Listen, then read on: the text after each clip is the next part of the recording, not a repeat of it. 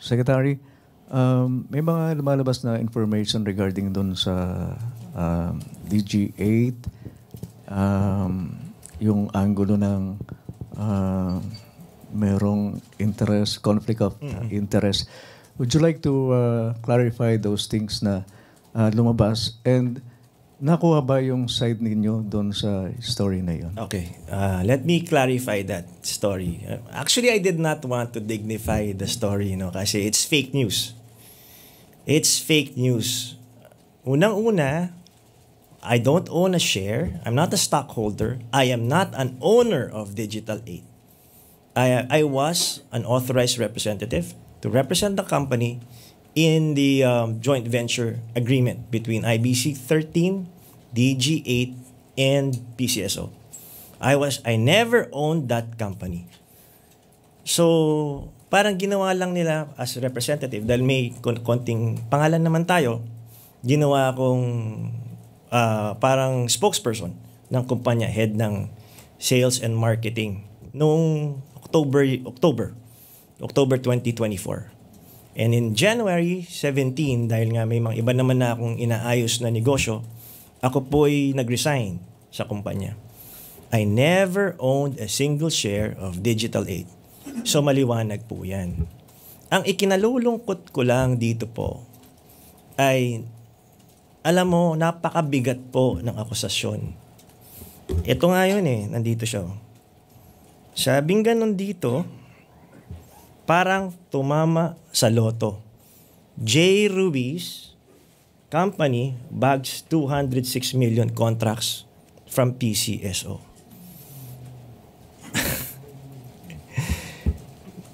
Walang byline, walang pangalan kung sinong sumulat nito. 'Di ba? Online site, walang pangalan. Iba pa, may mga nag-carry pa ng iba. Alam niyo po, isa sa mga dahilan kung bakit ako pumayag ng biging Presidential Communications Office Secretary ay upang labanan ang fake news. It was actually my topic during the flag raising ceremony that was held yesterday. That one of the fight of this government and in the BBM administration and in my term as PCO, one of my programs is to fight fake news. Not knowing na ako pala mismo ang magiging biktima ng fake news. Sinabihan, can you imagine, 206 million, paparatangan ka ng ganyan, na hindi ka man lang kunan ng panig, na hindi ka man lang tawagan. Nasa PCO, secretary ako po. Nandito lang ako. Yung nagsulat nito, kung sino man, or kung sino man yung may-ari, kilala ko naman. Si dating secretary, undersecretary Ray Marfil. Kilala ko, nakasama ko siya sa Senate. Kilala ko rin naman si Hilka Bakungan na nakasama ko rin sa House. Sa journalism, basic po yun, kukunan ka ng dalawang panig. Tama ho ba? Tama ho ba? Tama, di ba? Pag hindi mo kinuunan yung isang panig, ano yun? Balanse ba yun? Balanse ba yun? Hindi, di ba? Isa lang panig ang pinakinggan mo . Una-una, wala nga dokumento yung storya. In the story, it says, I was an authorized representative. Even the document said it. So, all you have to do, SEC, tignan mo sino may-ari, malalaman kung sinong tunay na may-ari nun. So, ngayon, nakapagtataka naman na ngayon gumagawa tayo ng mga reforma, na ngayon gumagawa tayo ng mga pagbabago. On my 8th day, may ganito ng storyang lumalabas. Ano to? Demolition job? Fake news ba to? Ano ang dahilan? Secretary, that Yes, Alvin. Yun sana ipa-follow up ko eh. Sa inyo na rin nanggaling. Anong nakikita niyong motibo doon sa mga allegations against you? Alam mo, Alvin, marami akong nakikitang dahilan. Siguro 2, 3. Meron kasing mga mangyayari dito na kinakailangan kong gawin. Merong balasahan na mangyayari. May mga, ang utos ng executive secretary, lahat from director up, kailangan magsumite ng courtesy resignations. I don't know kung bakit, I don't know, meron akong slight na siguro kung bakit nila ginagawa to, no? Pero, ang pakiusap ko lang, sana naman, kunan naman ang panig ko. Sana naman, the greater the accusation, the greater the fact-checking. And make sure that you ask the person that's being accused. Isipin mo to, partner. Masakit na kakilala ko pa sa mga kakilala ko pagaling. Akala ko yung mga kaibigan ko. Pero, yung greater impact nito and consequence, ako okay lang. Batuhan niyo ako ng putik kasama sa trabaho yan. Pero ang hindi ko inakalang mangyayari, na doon ako medyo tinamaan. Yung mami ko, 78 years old, may heart disease. Na-high blood kahapon. Sabi nga, anak, ano to? Ma, hindi po totoo yan. But remember, a lie told 1,000 times drowns out the truth. So, unang-una, ayoko sanang i-dignify kasi nga fake news eh. It will give them a sense of credibility by answering these fake news. By answering, binibigyan pat ng dahilan. Nagkakaroon pa ng sense ng credibility. So, ayoko sanang patulan. Wala naman siguro magpipick up niyan. Pero nagulat ako, pinatulan ng iba yung istorya. I'm not blaming anybody here. Pero sana naman, mag-research, tumingin sa dokumento. At, kasi, una, yung consequence sa family ko. Mom ko, high blood. Kapatid ko. Pangalawa, recently, may mga kidnappings, di ba? May mga anak ako na wala namang bodyguard yan.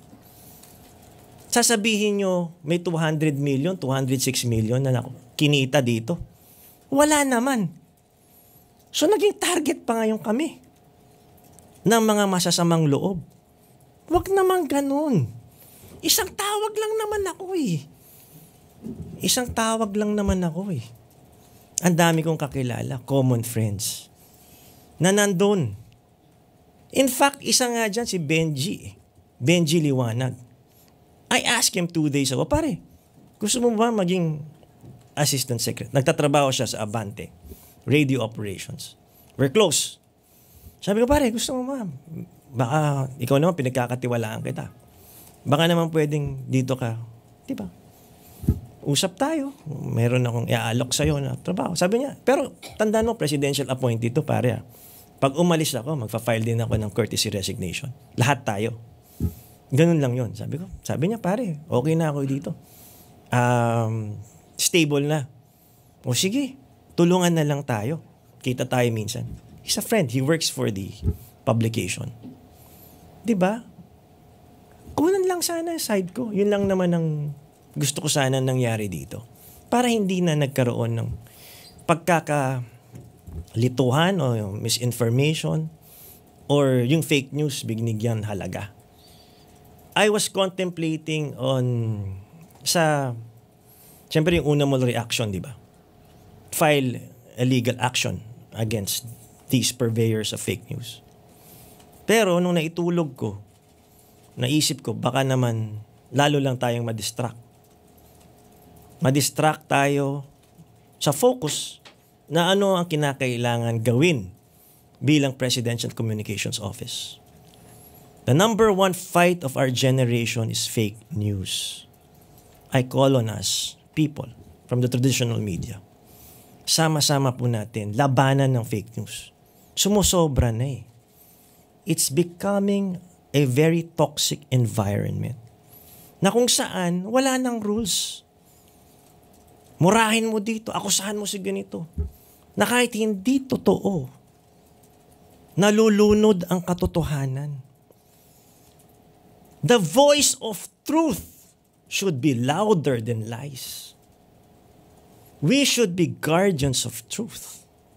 Ayaw natin na lumaki ang mga anak natin na puro kasinungalingan, hate speech, at kung ano-ano pa, toxicity on the internet na nagre-reflect ngayon sa tunay na buhay. Kasi dalawa na ngayong mundo eh. The cyber world and the real world. Yung cyber world toxicity, napupunta rin sa real world toxicity. So it's causing divisiveness. It's causing many things, including hatred. So, ang akin lang, kung may mga ganitong akusasyon, please, mag-research po tayo. Kausapin natin. Ipaliwanag natin.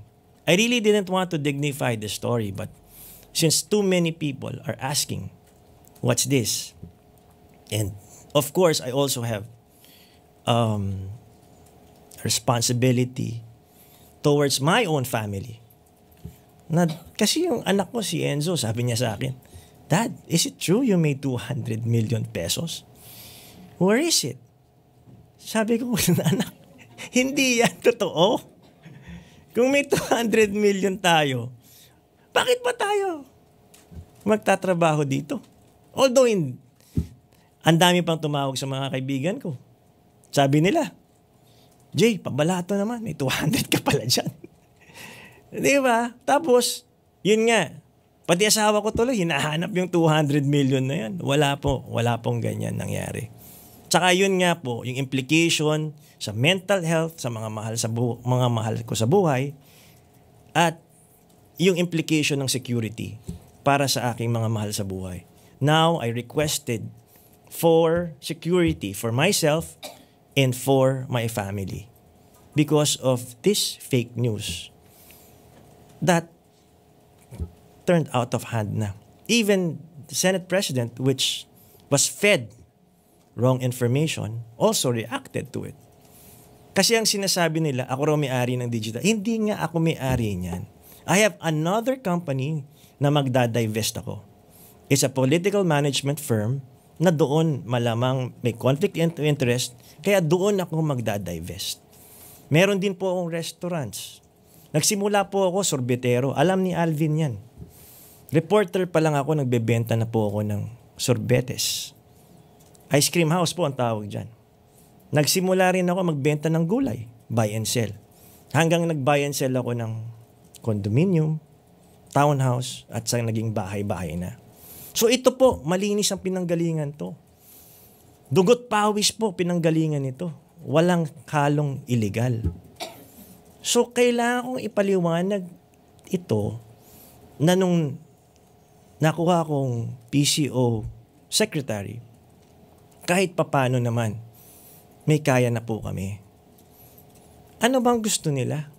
Dapat ba tambay ang maging susunod o dapat ba palang naging trabaho sa gobyerno o kung saan man? Doon ba dapat manggaling ang PCO secretary? Diba? May pinanggalingan din ako. But as a private citizen, when I was working as a reporter for ABS-CBN, sinasabay ko yun. Nagtitinda ako ng sorbetes. Nagtitinda ako ng gulay. Lahat ginawa ko. Pero dahil sa pagsisikap to. So pag dinudungisan yung pangalan ko ng ganito, masakit. Dahil siyempre may mga kapitbahay ako eh. May reputasyon akong inaalagaan eh. Diba? Ano na lang sasabihin? Magsisimba ka, nakatingin sa'yo lahat ng tao. Oh, kumita ka pala ng 200 million. Huwag ganun. Hindi man lang ako kinuha ng side eh. Ilalabas. Ang masakit nito, tumatawag, baliktad, di ba? You accuse someone, eto may istorya. Sir Jay, may istorya. Or Jay na lang. Jay, may istorya. Oh, kumita ka raw ng 200 milyon sa ganitong... At least, tawagan mo lang. Balance, di ba? Fair reporting. Hindi nangyari yan eh. O ngayon, baliktad. Ako pa ngayon ang tumatawag. Di naman ako sinagot. So ano to? Bakit? Anong dahilan? Anong motivation? We are trying to streamline, which is also an order from the executive secretary, to come up with better processes in the Presidential Communications Office. Kasi ang dami ring leaks, ang daming duplication of offices, at maraming dapat kailangan baguhin. 8th day ko pa lang. Hindi naman ako nagbago, si Jay pa rin to. Titulo, hindi naman mahalaga sa akin yan. Kasi bumagsak na ako minsan eh. Naranasan ko na yun, dapang-dapa ako eh. So alam ko na ngayon kung sino yung totoo mong kaibigan. Pangalawa, pag desperado ka, alam ko na yung pakiramdam ng desperado. So sa akin, hindi na mahalaga. Sa puntong ito, ang mahalaga lang sa akin, una, oras. Kasi ang oras, hindi nabibili yan, di ba? Pera, kinikita. Oras, hindi. Ito nga, binabalansi ko nga eh. Kasi nawalan na ako ng oras sa pamilya ko eh. So, as you grow older, the most important commodity becomes time. So, I want to make this work. This is my second chance to serve our country. First, I worked as a broadcast journalist. Ang slogan nga namin noon, in the service of the Filipino, di ba? Ideal pa. So I was called, I answered the call to help in government. Yun lang po yun. Wala. Gusto ko lang kahit papano. Yung eskwelahan ng anak ko dati, sabi, tinuturo nung directress doon, kaya po nating baguhin ang mundo. Kayang baguhin ang mundo. Kaya nating baguhin ang Pilipinas. Minsan, nadidisillusion ka, wala na yan. Wala na, hindi na mababago yan. Sistema na yan. Kultura ng talangka, pang-iintriga, paninira, lahat na. Pero naniniwala ako sa edad kong to, kaya pa nating magbago. Kaya natin magsama-sama. Kaya pa natin magkaroon ng iisang boses. Dahil ang gusto naman natin as PCO, 3 po ang programa ng PCO. Labanan ng fake news. Pangalawa, government communication para sa tao. At pangatlo, people-centered communication. Kailangan ang gobyerno nararamdaman ng taong bayan. Yun po ang aking mandate as PCO Secretary. Thank you po, sir. Sir, next question, Chris Jose Remate.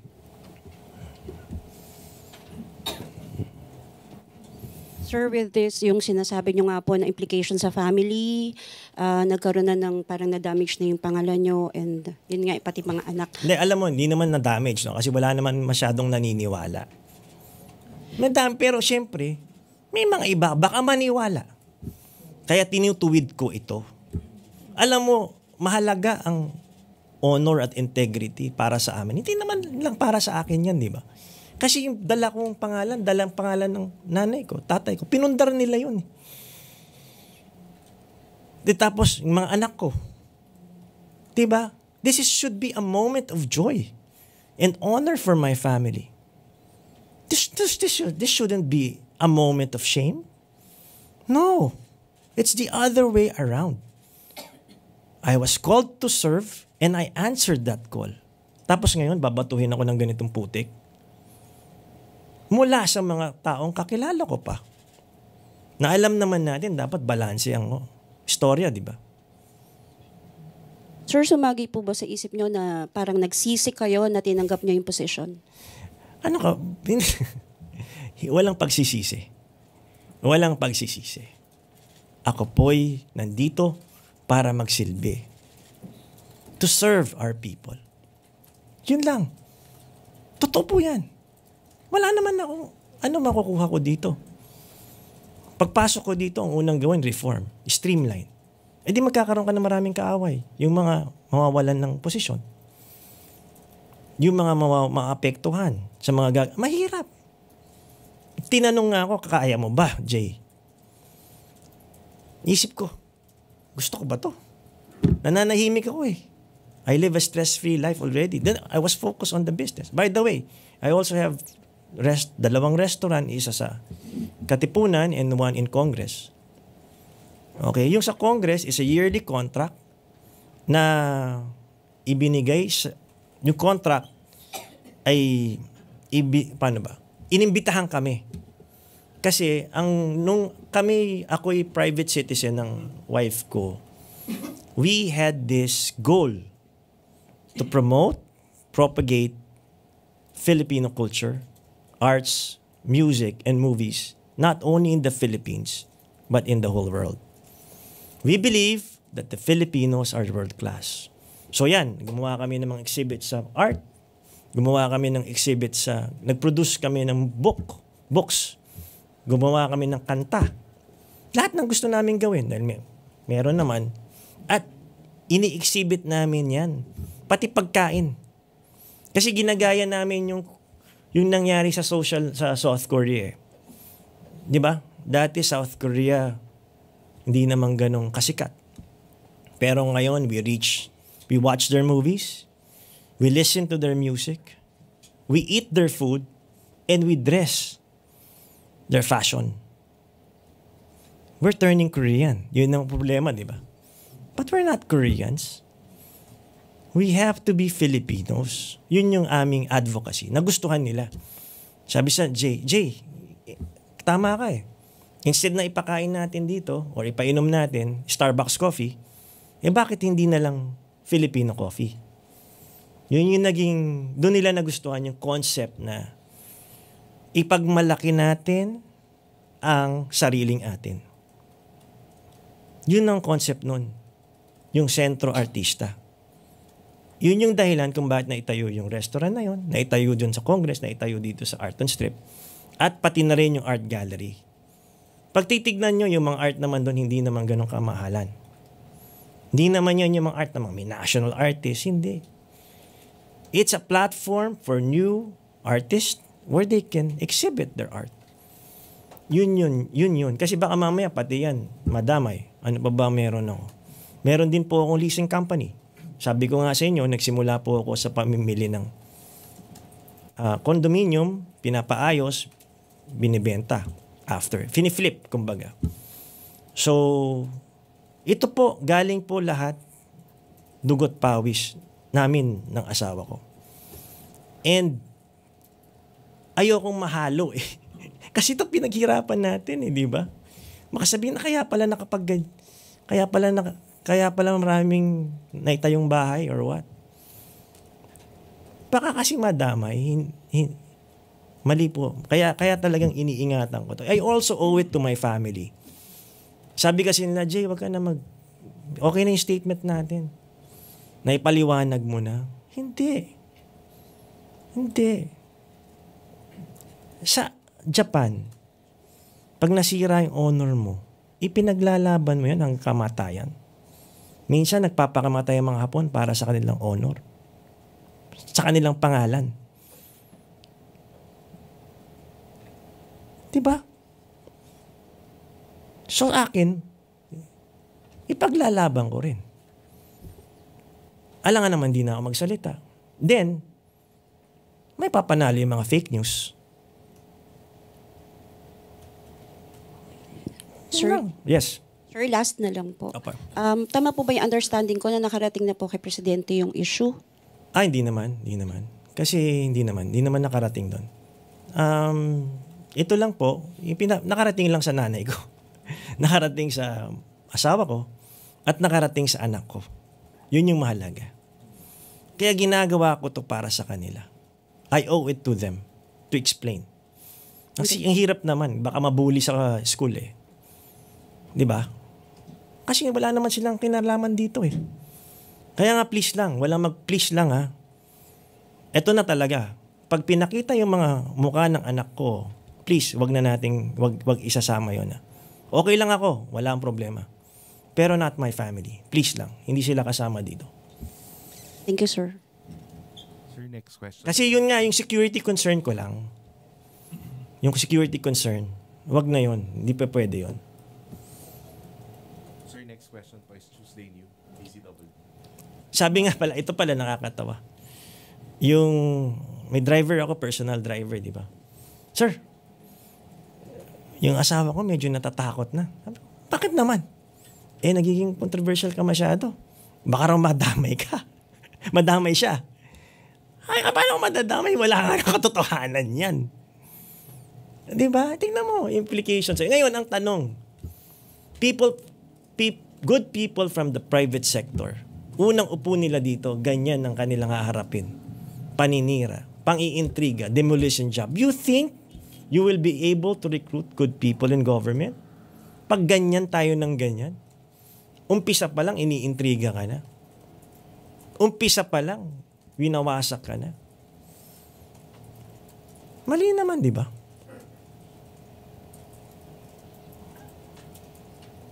Sir, Tuesday New, DZWB. Hi, sir. Hello, Tuesday. Good morning po. Good morning. Sir, given the situation, sabi niyo nga kanina kayo mismo na biktima ng fake news. At mismo sa PCO may leakage. Yes. May mga siraan, may mga intriga. What immediate measures po or actions ang ipatutupad ninyo para matigil na po ang mga ito?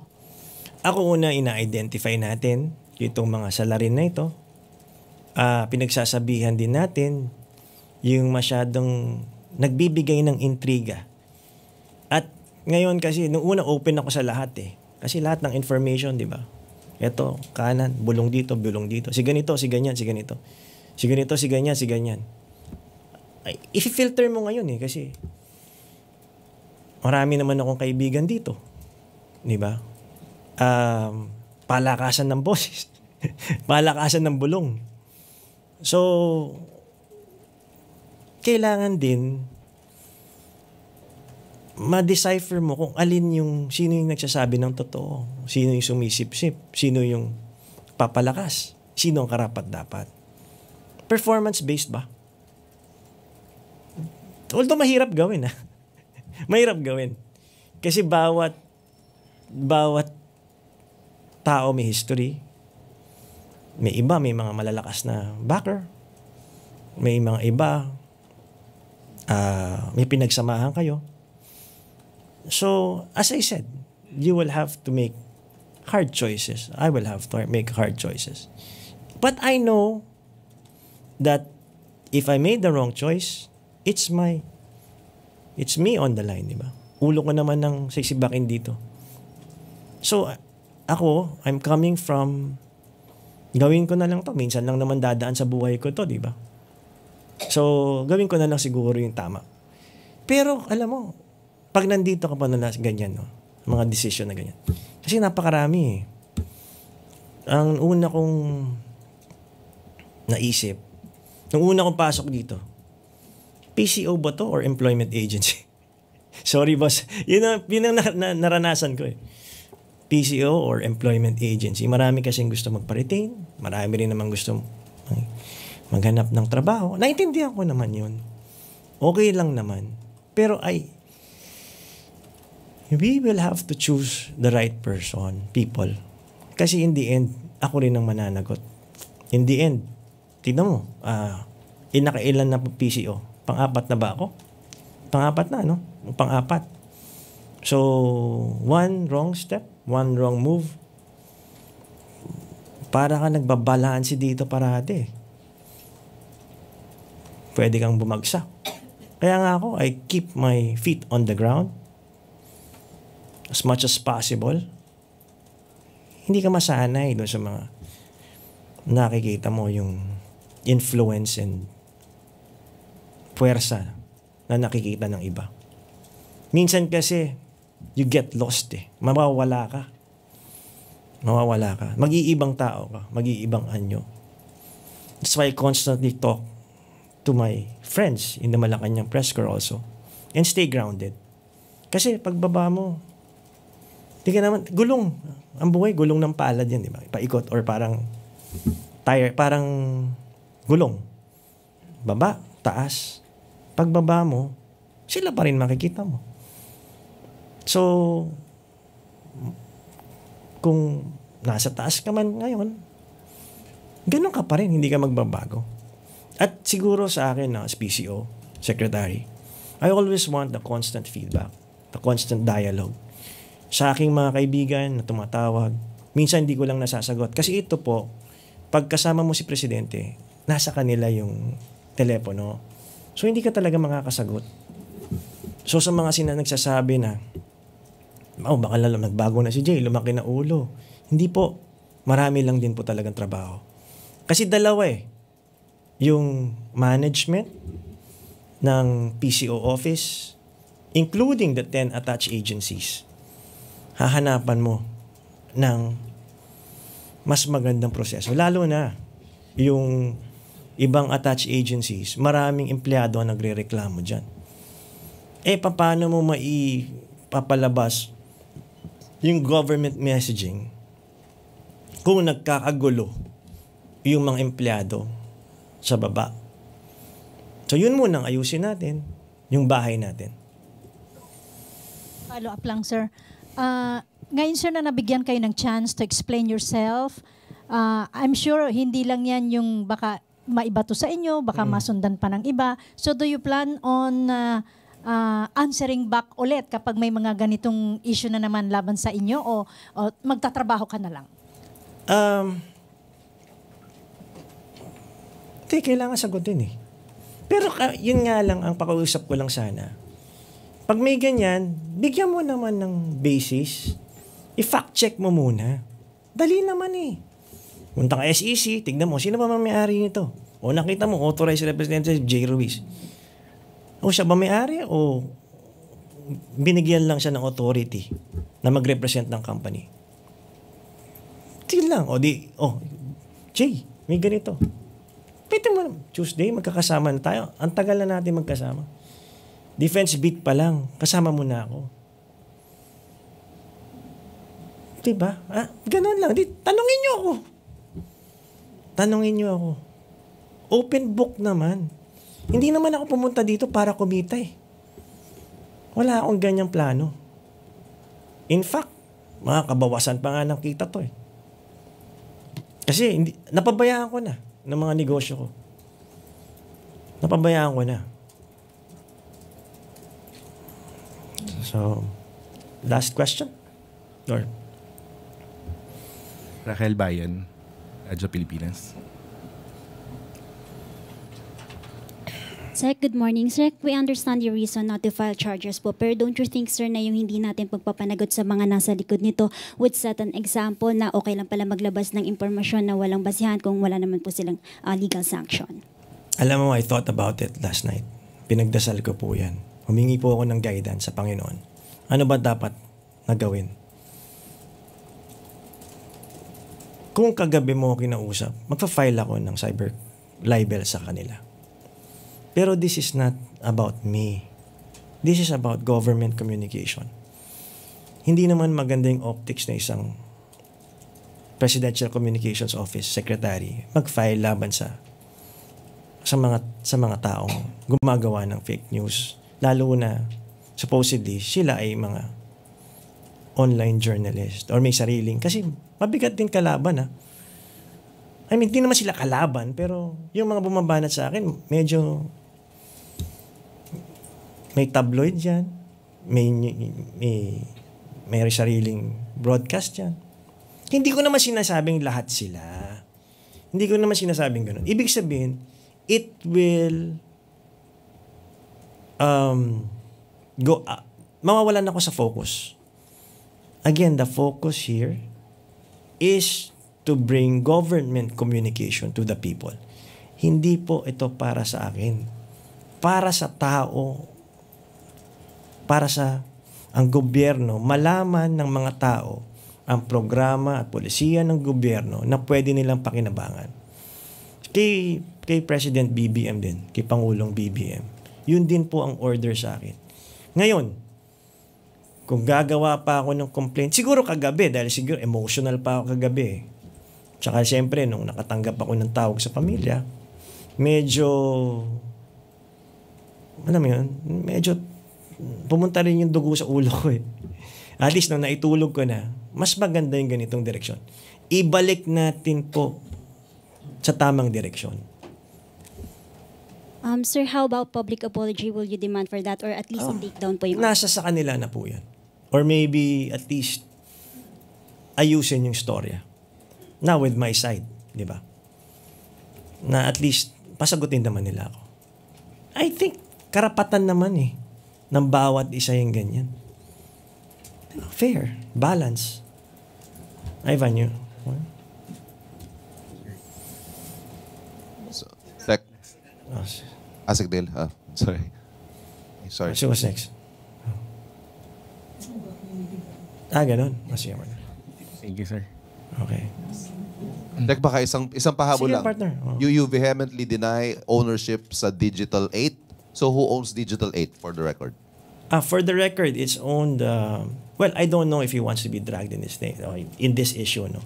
But you can check naman kung sino ang sa SEC, kung sino ang may-ari ng Digital 8. Is it someone, a former police officer na involved sa isang serious crime? Again, check na lang po kung sino po yung may-ari ng SEC. One final point, lahat ho ba ito na i-declare nyo sa Pangulo? And moving forward, do you intend to perhaps to preempt further attacks on your reputation and your credibility? Perhaps divest in all your other business interests para hindi na ho maulit ito? Unang-una, wala nga akong i-divest, diba, doon sa Digital 8 dahil hindi nga akin yan eh. The other business. The others, it's ongoing. Yun nga yung hindi naging klaro, di ba? I'm going to divest in my other company na may possible lang, pero wala naman din conflict of interest. Kasi, unang-una, restaurant, di ba? Yung isa, leasing company. So, I don't see any. The art gallery. The art gallery also it's a promotion of Filipino art and culture. Di ba? Thank you. Thank you. Thank you very much. Thank you very much, guys. Thank you very Larry much. J. Ruiz. Any questions you want further expound on, just call me. Pero syempre, please also understand that I have a job to do also. Marami pong gagawin eh. Maraming kailangan ayusin. Thank you very much, guys. Till next time.